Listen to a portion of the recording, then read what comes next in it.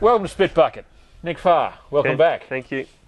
Now, you've got with you today the pointy end stuff, the Pinots. The By Farr Pinots. We have 2008 Farrside, Yep. 2008 Tout, and an 06 Pinot.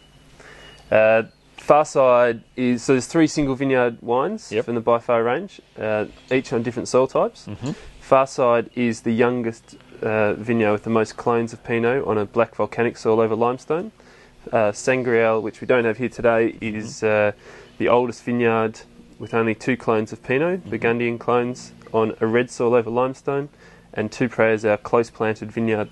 So it's 7,000 vines per hectare in comparison to the traditional 2,500 vines. Okay. And then in addition, you have the straight Pinot as well. The straight Pinot was actually a blend of Tout when it was young, the Farrside vineyard, and also a portion of what is now part of the Farr Rising. So you've dropped the straight one? There's no straight Pinot anymore, so there's only the 3 single vineyards now. So Farrside generally doesn't have the perfume of Sangreal, but it has a lot grippier and more vibrant tannin and acidity. Very jumpy back palate. That's a description I've never heard before. A jumpy back palate. Edgy. But it's got the grip. Lively. Yep. So it's probably the most masculine of the 3 Pinots. There's 50% whole bunch and 50% new oak.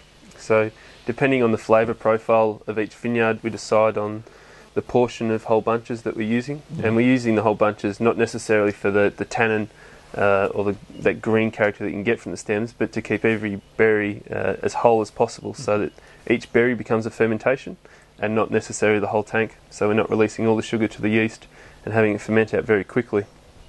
There's a little bit, you do get that sort of stemmy complexity bit in there. Absolutely. To a degree.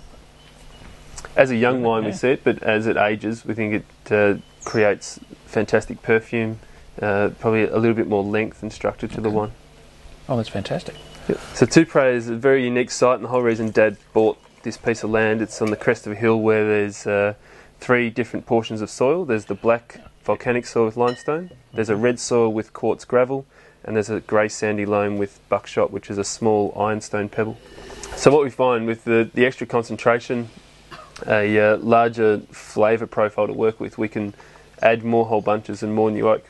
And even though it's 100% of each. So there's more whole bunches in this than the what there previous is one? The Farrside. So I think it's amazing because it's a lot better balanced in that 100% than what it is in the Farrside, where I think you see a little bit more of the stemmy character. That looks more stemmy than that one, for sure. Yes.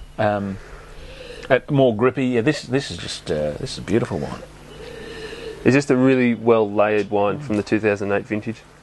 So I've just poured Ken the 2006 Pinot Noir, which, as we said before, was a blend of a couple of different vineyards off the estate, until we thought that there was enough characteristic difference between the soil types and the individual vineyards.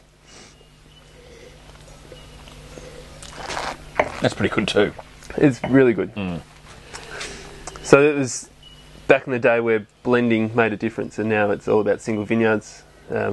I'm sure there's plenty of people that believe that blending's probably still the pinnacle of making great wine, but we're more interested in the soil types of our estate. Nick, thank you so much for coming on Spitbucket. Thank you for the time.